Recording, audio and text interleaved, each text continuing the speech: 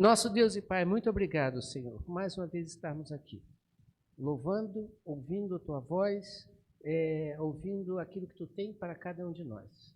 Fale os nossos corações e nos abençoe. Em nome de Jesus. Amém, Senhor. Amém. Obrigado. O pastor pensou que eu estava preocupado, né? Ele está falando, né? E nada, pastor, eu fiquei em Minas. Fiquei em Minas 4 anos direto, né? E de vez em quando viajando para lá, o povo mineiro, ele é muito descansado, né? E eu entrei nesse ritmo também, né? Ficar esperando, você chega na farmácia, pastor, não tem o remédio agora não, mas eu vou ficar com a receita aqui, aí amanhã o senhor pega. É dessa forma, né? Então nós aprendemos a esperar como o povo mineiro. Irmãos, eu não combinei com a Ângela não, mas dentro desse momento missionário que a igreja tem vivido, eu quero convidar a Ângela que vem aqui à frente, né? Nós estaremos fazendo um relato de uma cidade que nós trabalhamos também. Nós trabalhamos praticamente em 3 cidades, né? Visitávamos outras, né? Mas essas 3 cidades, né? Pode vir aqui, Ângela. Nós passamos por algumas experiências. E não na cidade onde nós estávamos, onde nós chegamos, mas numa cidade que nós fomos ajudar, uma congregação. Não era uma congregação, era uma missão, né?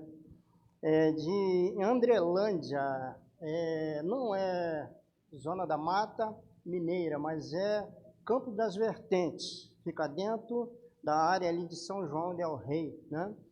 Então, Ângela e eu estivemos trabalhando nessa cidade chamada Andrelândia, moramos lá também por um tempo, e nós estávamos fazendo um trabalho de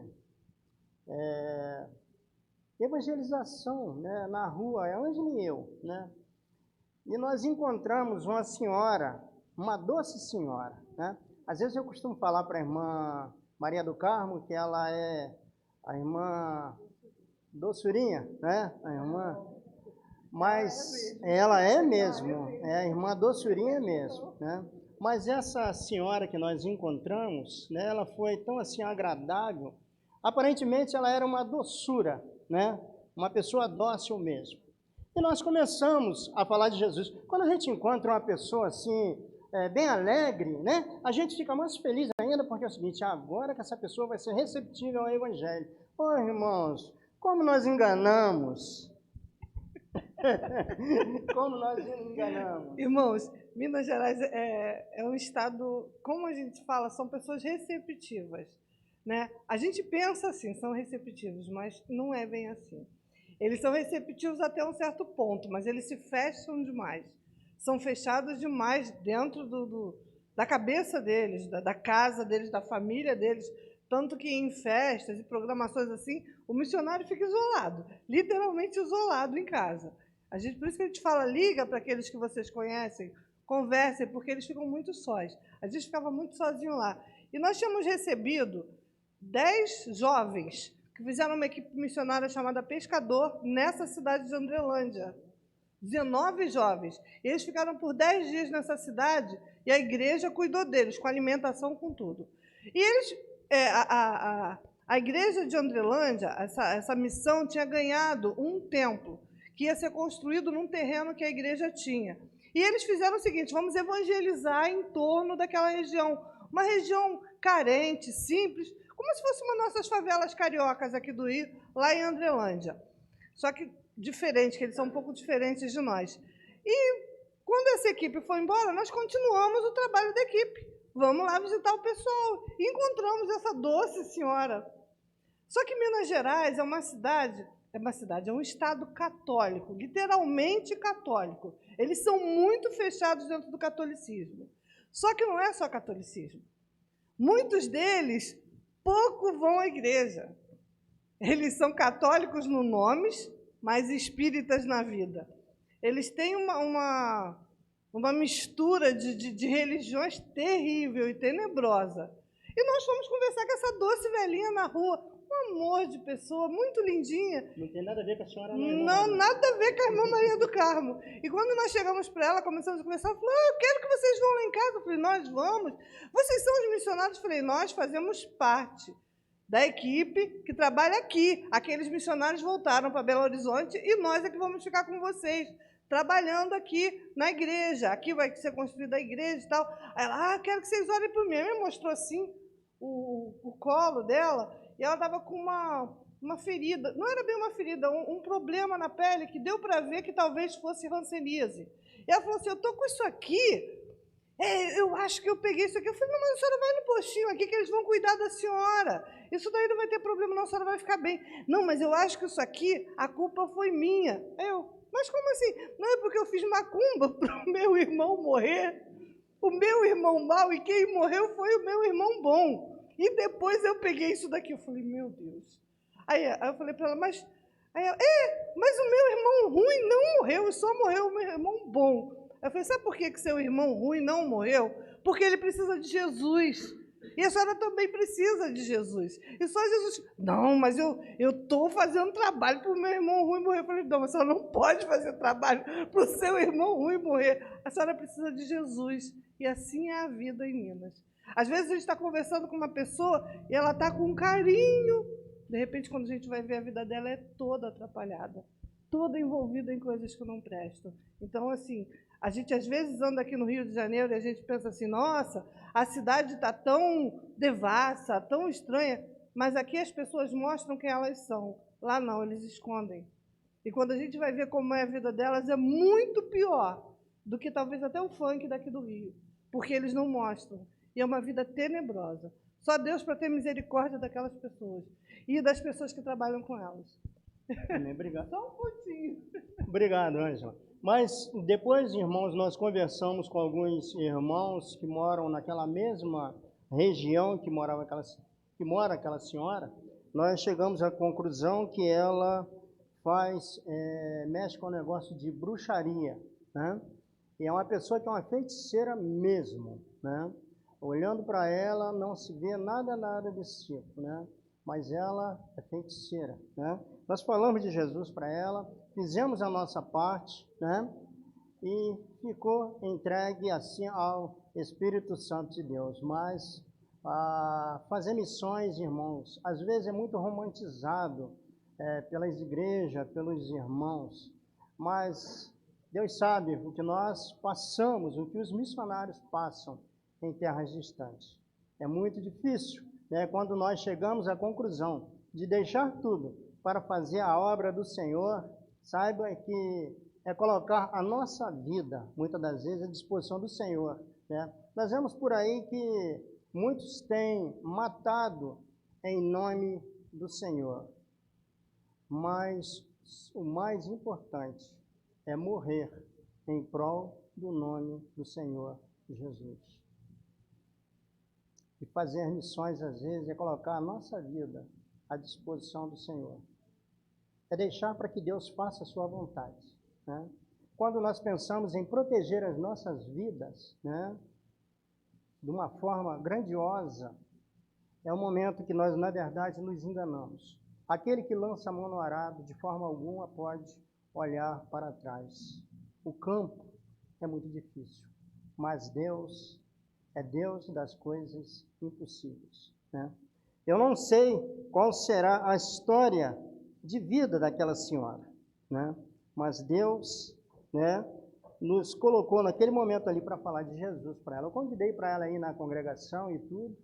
Ela falou que um dia poderia até ir, mas ela não ia deixar de fazer o trabalho para o seu outro irmão morrer.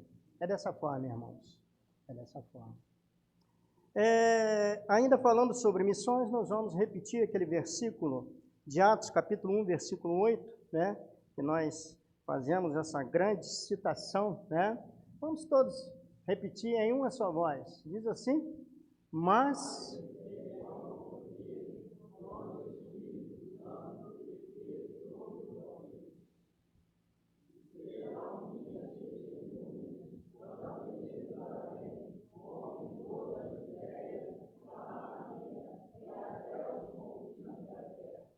Que Deus assim possa nos abençoar. Vamos orar.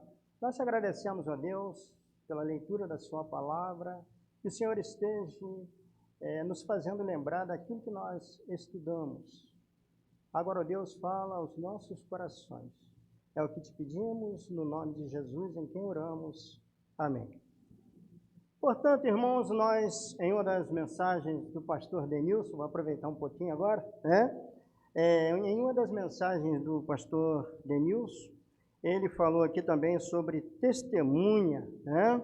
É alguém que presencia algo, por exemplo, uma contenda, né? Que lá nos originais, no grego é martis, aqueles que, por seu exemplo, provaram a força e genuidade de sua fé em Cristo, por sofrer morte violenta. Portanto, o testemunho, a testemunha aqui que está se falando, se for necessário pela verdade, né? Pela verdade, essa verdade é Cristo, ela vai colocar a sua vida à disposição para, se for necessário, morrer no sentido literal. Não é brincadeira, né? Mas a palavra de Deus nos orienta dessa forma. Aquele que quiser proteger a sua vida, né? Perdê-la. E aquele que perder a sua vida em prol do meu nome, esse é feliz. Né? Dessa forma que a palavra de Deus nos orienta, né? E nós podemos, né, aqui dar alguns exemplos de pessoas, de homens, que através dessas verdades, como testemunhas, né, elas assim passaram pela a morte de uma forma totalmente brutal. João Batista foi decapitado, Estevão apedrejado, Pedro crucificado de cabeça para baixo e outros. Ser testemunha do Senhor tem suas responsabilidades. Portanto, o pastor não está querendo falar isso aqui para trazer medo, mas deve ser a nossa responsabilidade como servos do Senhor, que somos. É saber que, na verdade, quando nós colocamos a nossa vida diante de um ministério de anunciar o Evangelho, nós podemos, assim, perder até mesmo a nossa vida. Eu saí do Rio de Janeiro, fui para Minas, acreditando que tinha saúde, né? E chegando lá, devido à situação, né, às emoções, como diz, né, o Roberto Carlos, né, que fala as emoções, né? E devido às emoções, eu fiquei doente, muito doente, né? Pensei até que fosse partir, mas ainda não era chegado o momento, né? Deus nos restaurou, nos tornou a dar a saúde que nós perdemos e, na verdade, continuamos a fazer a obra do Senhor, né? Portanto, a revista cristã evangélica, intitulada Edificarei a minha igreja, na 5ª lição, chamada ao ministério cristão, terceiro parágrafo, está escrito, né? Receber o ministério da parte de Deus, está lá na Cristã Evangélica, onde eu citei o endereço para os irmãos. Receber o ministério da parte de Deus representa decidir por uma completa entrega de vida a Cristo.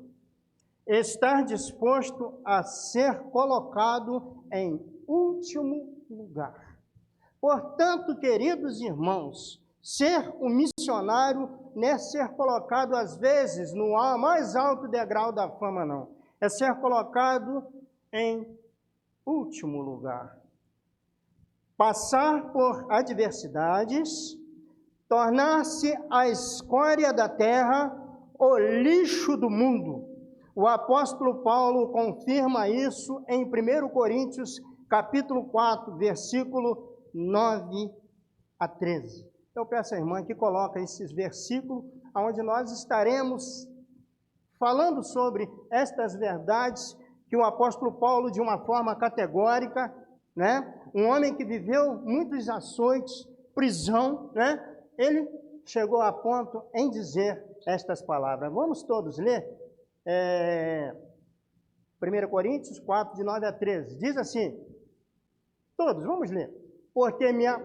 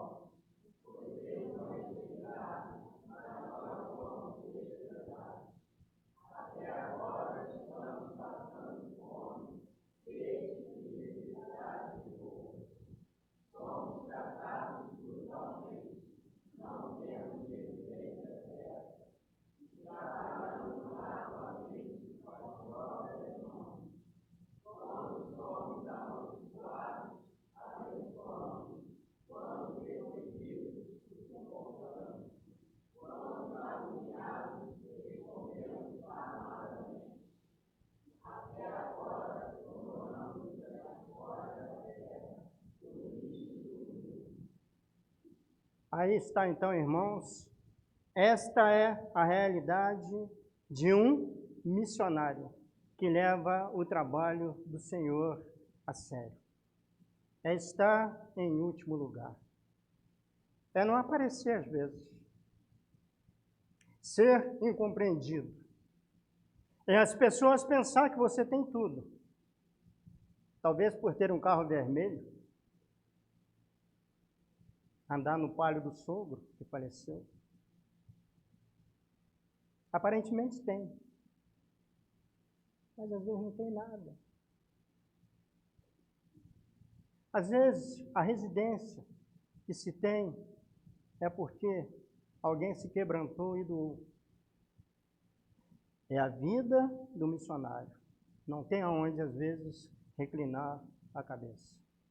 Mas responde sempre com doçura e amor aquilo que muitas das vezes recebe através de uma palavra grossa, grosseira, uma palavra, na verdade, que poderia trazer revolta, mas através do amor de Deus, o missionário sabe que, na verdade, a pessoa que está usando daquela palavra tem alguém por trás dela.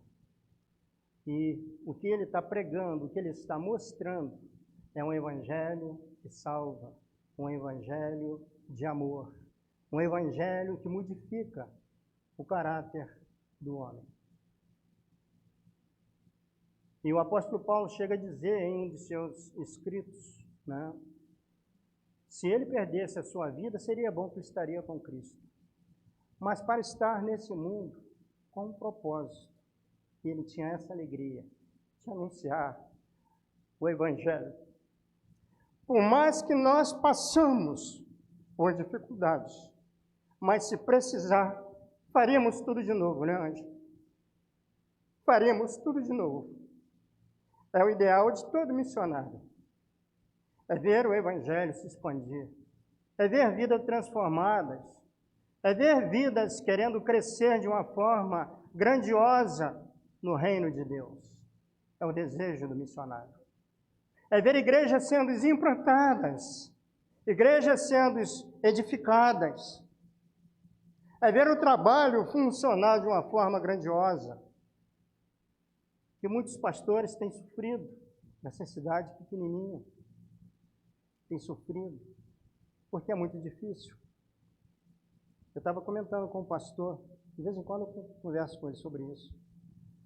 O pastor, às vezes, é o homem que está no meio de todo mundo. E, às vezes, ele está só. Incompreendido. Tem aqui o pastor Joani, o pastor Carlos César, o nosso pastor, eles sabem disso. Quantas vezes o pastor está só? O pastor Joani, hoje na classe, ele ainda fez citação ainda da seguinte forma: o pastor é um ser humano. Não é dessa forma, pastor? O pastor sente. Se cortar aí no seu braço, sairá sangue. Se cortar no braço de Joani, vai sair sangue também. Somos humanos. E nessas igrejas, nessas pequenas igrejas, nesses pequenos trabalhos que tem nessas cidades, esses homens estão sofrendo, estão precisando de ser encorajados.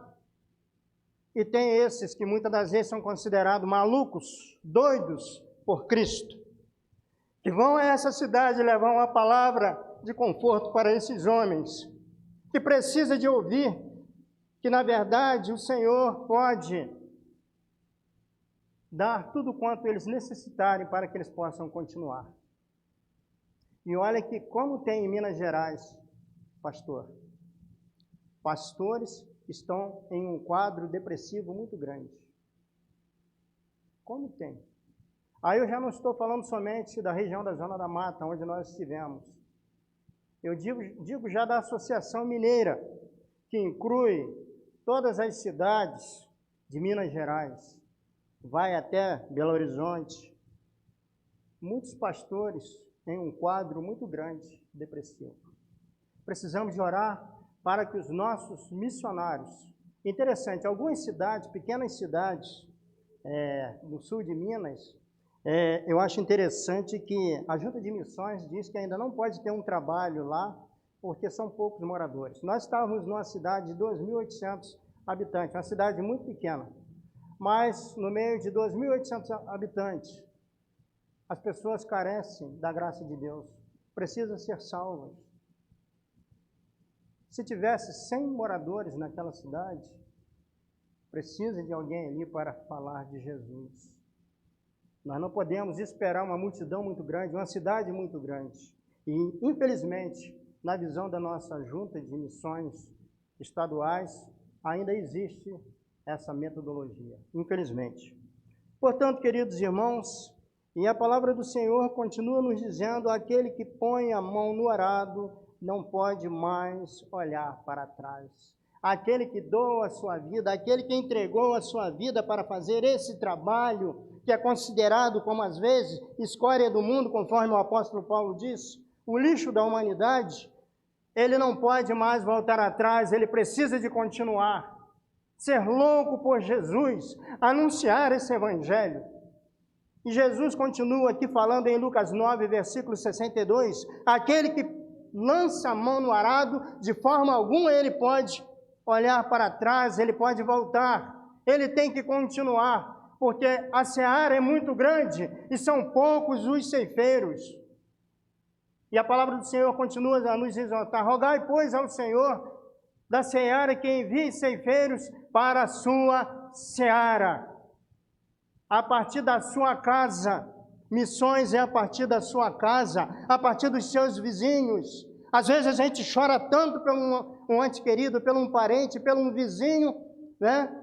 E às vezes a gente não faz nada. Só fica na esfera da gente trazer o nosso pedido para quarta-feira, na reunião dos pequenos grupos. Eu peço que ore, eu peço que ore. Mas o que você tem feito por esta pessoa?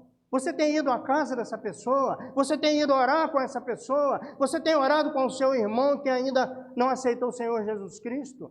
Você parou para falar de Jesus para ele? Você convidou ele para vir até a igreja? E hoje o Senhor Jesus Cristo está nos desafiando a sermos pescadores de homens. A palavra do Senhor hoje está nos desafiando, a igreja Batista da Água Branca, a todos, independente de idade, do mais novo ao mais velho, a sermos pescadores de homens.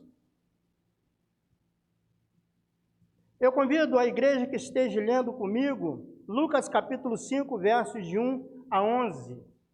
Lucas capítulo 5, versos de 1 a 11, quando fala sobre a pesca maravilhosa, né? Eu estarei lendo o primeiro versículo e sucessivamente os irmãos. Diz assim a palavra do Senhor: certo dia Jesus estava perto do lago de Genezaré. Todos.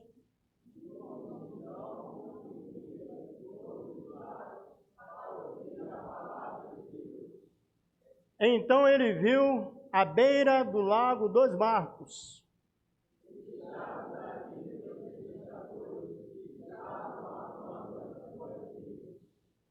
Entrando em um dos barcos, o que pertencia a Simão, pediu-lhe que afastasse um pouco da praia.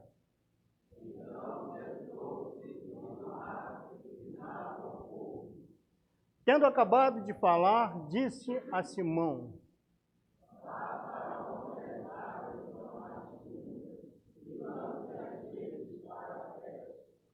Simão respondeu: Mestre, trabalhamos muito a noite inteira e não pegamos nada.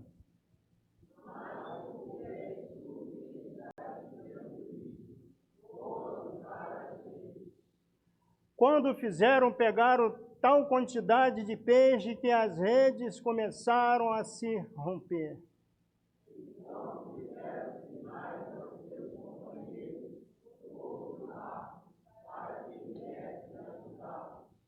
Eles vieram e encheram ambos os barcos a ponto de começarem a afundar.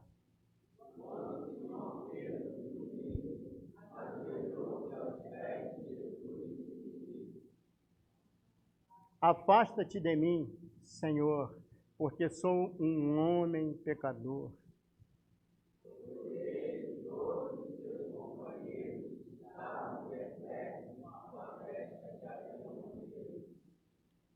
Como também Tiago e João, os filhos de Zebedeu, que eram sócios de Simão.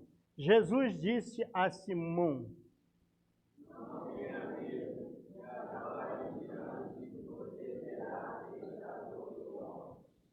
Eles então arrastaram os seus barcos para a praia, deixaram tudo e o seguiram.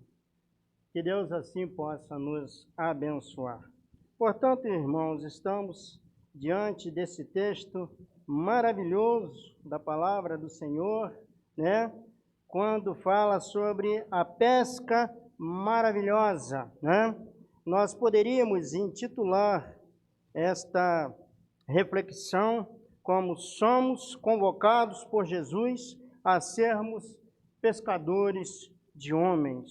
Somos convocados por Jesus a sermos pescadores de homens. Esta convocação foi deixada pelo próprio Jesus, quando disse: Ide por todo mundo e pregai o evangelho a toda a criatura. Portanto, está no imperativo, é a ordem dos céus, pregar o evangelho. E nós vemos lá no versículo 1 que a multidão apertava para ouvir suas palavras. Jesus falava à multidão, mas falava também com pessoas individualmente.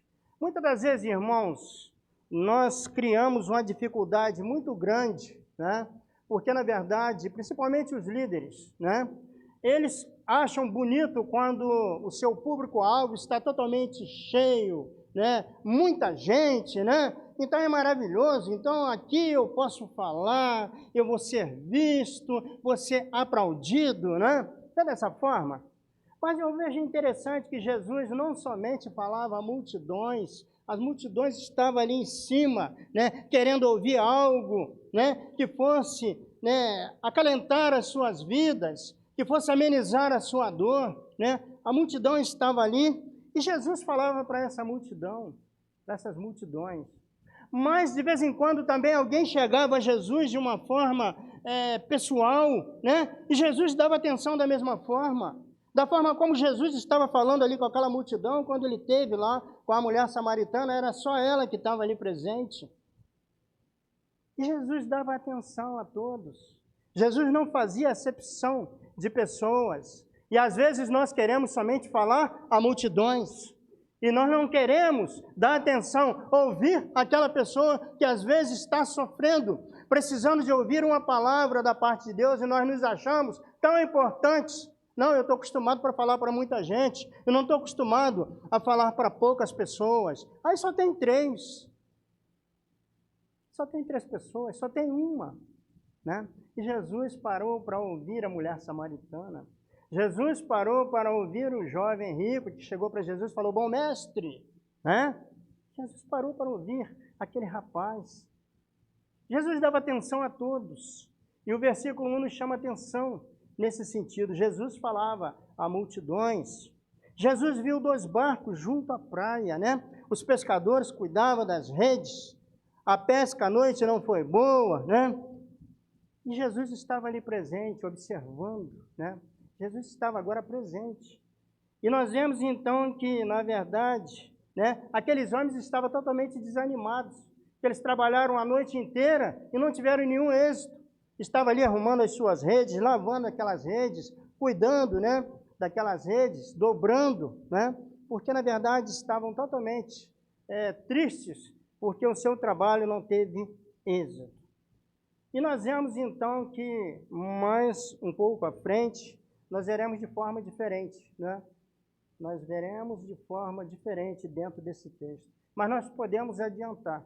Se Jesus estivesse presente durante aquela noite que não pescaram nada, a coisa seria totalmente diferente.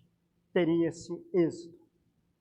Naquilo que nós estamos fazendo como servos do Senhor, quando nós damos condições para Jesus participar, quando nós não arrumamos tantas dificuldades, né, com certeza Jesus estará à frente e tudo estará sendo feito da melhor maneira possível. Jesus falava ali às multidões e não tinha nada que pudesse favorecer. Ele tinha que falar alto, levantar o seu tom de voz. E agora encontra aqueles homens tristes, totalmente acabrunhados, cansados, né? Porque, na verdade, trabalharam e não trouxeram o peixe que tanto almejava trazer. E nós vemos que Jesus entrou em um dos barcos, que era de Simão, e usou como se fosse um púlpito, né? E mandou que ele chegasse um pouco mais para a praia. E ali Jesus não procurou um microfone, irmão Dalto, não procurou um multimídia, né? É dessa forma que se usa, né? Jesus não procurou nada, Jesus começou a falar para aquelas pessoas, a pregar para aquelas pessoas. E às vezes a gente arruma tantas dificuldades, né? Ah, não, eu sou o ministro de evangelismo da igreja, então eu tenho que levar essa caixa que está aqui, pastor, para lá. Porque senão não dá para fazer o trabalho. A gente começa a arrumar uma série de dificuldades. E nós vemos que Jesus passa por todas as dificuldades, nos dando um grande exemplo. Que, na verdade, a única coisa que nós temos é a nossa voz. É com essa voz que nós vamos fazer o trabalho e usar tudo aquilo que Ele coloca em nossas mãos para fazer. A palavra do Senhor nos mostra, tudo quanto vier em suas mãos para fazer, faça conforme as suas forças. Porque para a sepultura, para onde você vai, ali não tem ciência, não tem trabalho, não tem nada. Portanto, se Deus te dá algo para fazer, faça da forma como você está recebendo. Existe um velho provérbio que se diz que, na verdade, se a vida te dá um limão, você faça o quê? Faz o quê? Faça uma limonada, né? Sabe o que as pessoas estão fazendo? A vida está dando limão, o camarada está querendo fazer suco de abacaxi, né? Nós precisamos, irmãos, de aprender a trabalhar com aquilo que temos. A trabalhar com o que temos. Se o meu público-alvo é um grupo de irmãos, é a minha igreja, é com esse grupo que eu vou trabalhar. Se eu não tive condições ainda de ter algo para que eu possa falar sem me esgoelar tanto, então eu vou usar, né, a minha voz. Eu vou usar a minha voz, eu vou falar de Jesus para outras pessoas. Eu vou pregar, eu vou falar daquilo que eu tenho visto e ouvido, né? Nós vemos um fato interessante, né? Nós não podemos deixar de falar daquilo que temos visto e ouvido. E nós vemos que Jesus se dirige a Pedro e fala, Pedro, lance a rede ao mar. Nós vemos, queridos irmãos, cada um de vocês que estão aqui, nós tivemos o privilégio de ouvir ontem a irmã Ruth, né? Como foi edificante a sua palestra? Como foi boa? Que Deus te abençoe. Vários irmãos aqui têm a sua profissão, né? A irmã Marilene é professora de inglês, né? Eu tinha muito desejo de aprender inglês, né? Aprendi muito pouco, né? Só um pouquinho do básico, né? O irmão Dalton, ele é é músico, né? O pastor também é músico, né? Professor de história, né? Um contador de história, né, pastor? Né? Então, o compositor lá, ó, tem um compositor, tem um tecladista e poeta lá atrás, né? O irmão Jair, né?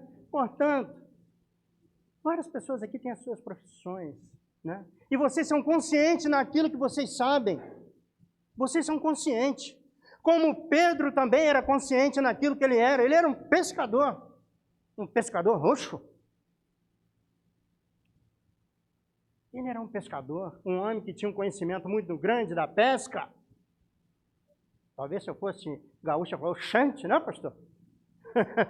Né? Ele sabia. E Jesus chega para ele e fala, lança a rede ao mar.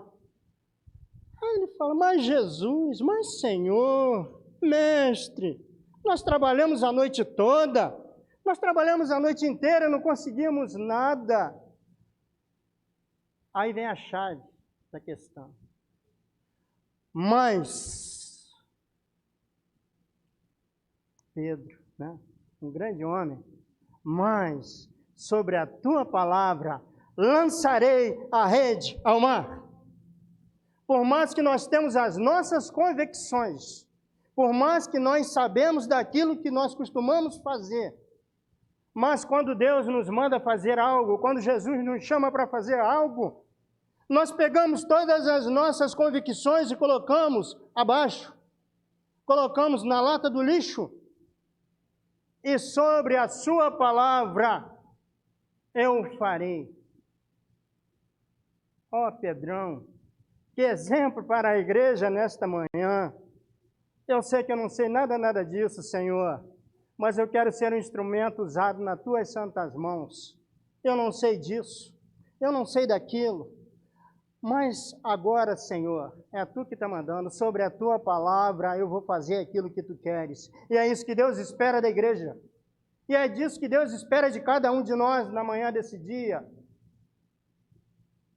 Que possamos ter, Senhor, irmãos, um espírito voluntário, quando o Senhor estiver nos chamando para uma obra específica, não ficarmos reclamando. Antigamente tinha um desenho na televisão de uma hienazinha que ficava, ó vida, ó dor, ó azar, e às vezes os crentes ficam dessa mesma forma. Ai, eu tenho isso, eu tenho aquilo, irmãos, vamos parar de reclamar. Hoje o pastor estava falando ali sobre a situação, pastor, me perdoe estar usando o seu nome, né? Pastor Joani, né? Que ele tem um problema de saúde, mas esse problema não impede dele fazer aquilo que ele precisa dele fazer. E é dessa forma. Há muitas pessoas que estão morrendo, vivendo, morrendo. Ou melhor, vivendo, morrendo, vivendo. Não, depois eu vou lembrar da frase, os irmãos. Muitas pessoas que reclamam, na verdade, deixam de fazer as coisas para Deus. Vivem morrendo. Nós precisamos de morrer vivendo. Lembrei. Precisamos de morrer vivendo. Morrer fazendo o trabalho do Senhor. Não viver a cada dia morrendo. Ai, como a hiena, né? Não está bom, está frio, está quente, né? O pastor disse essa semana, ele teve que estar na região dos lagos, depois ele teve que ir lá para Angra dos Reis, lá para Paraty, né, pastor? E é dessa forma. Precisamos de buscar cada dia no Senhor o desejo de nos colocarmos fazendo a sua vontade, que é Ele que acrescenta aquilo que precisamos fazer. E nós vemos então que, depois de tudo isso, né, Pedro fez aquilo que Jesus mandou para ele fazer, e foi bem sucedido, né? Precisou de chamar outros barcos para vir ajudar ali a puxar aquelas redes que o barco estava a ponto de ir a pique, porque era grande a quantidade de peixe. Irmãos, quando nós fazemos o trabalho de Deus com alegria, com animação, com o desejo de ver a causa de Deus ser enriquecida, com certeza, irmãos, nós traremos um resultado positivo. Foi o que aconteceu ali. Os barcos estavam a ponto de ir a pique. Outros pescadores tiveram que vir ajudar ali, né? E nós vemos que isso impactou a vida de Pedro, a vida daqueles homens que estavam ali presentes, né? E Pedro agora se confessa, abre o seu coração para Jesus e fala: Senhor, não se aproxime de mim, que sou pecador. Nós vemos, irmãos, que temos vivido uma época tão difícil que as pessoas, hoje em dia, estão vivendo uma época de querer dizer que elas são tão boas, elas esquecem de se confessar ao Senhor. Esquecem de dizer que são miseráveis, pecadoras, que carecem da graça do Senhor. E Pedro rasgou seu coração: Senhor, não se aproxime de mim, se afasta de mim que sou pecador. E nós vemos que aquilo ali serviu para Pedro e para todos aqueles que estavam presentes, né? E Jesus fala para aqueles homens: a partir de hoje vocês não serão simplesmente pescadores, mas serão pescadores de homens. A igreja, quando se propõe a fazer aquilo que Jesus está mandando, ela passa a ser uma igreja pescadora, uma igreja crescente, uma igreja que ela está cada dia buscando ser edificada pelo Deus da palavra, uma igreja que não tem medo de nada, uma igreja que usa aquilo que tem, uma igreja que não vai em busca de metodologias, mas ela trabalha em cima do crescimento do Espírito Santo de Deus. E nós vemos por aí que hoje em dia muitas igrejas têm buscado metodologia, disso e daquilo outro, de positividade, que na verdade não traz nenhum benefício para a vida das pessoas, de uma forma individual. Quando termina a reunião, as pessoas vão para casa com seus mesmos problemas, com as suas mesmas dificuldades. Mas precisamos de ter no nosso meio um renovo do Espírito Santo, para que a igreja possa se sentir a cada dia, cada membro em sua casa, se sentir edificado, ter o prazer de estudar uma lição da Bíblia, da Escola Bíblica Dominical, ter prazer em participar dos trabalhos da igreja, ter prazer em anunciar Jesus por onde ele passar. E é isso que nós estamos precisando. Aquele que lança a mão no arado não olha para trás. Querido irmão, não olhe para trás. E nós vemos que, naquele momento ali, aqueles pescadores, aqueles homens que viviam da pesca, deixaram tudo que tinham para trás e seguiram ao Senhor Jesus Cristo. Quantas das vezes nós damos um valor tão grande àquilo que temos? As riquezas, né? Às vezes a gente pensa que as nossas riquezas estão direcionadas somente a valores financeiros, a dinheiro, a ouro, né? Que se fala muito nos dias de hoje, né?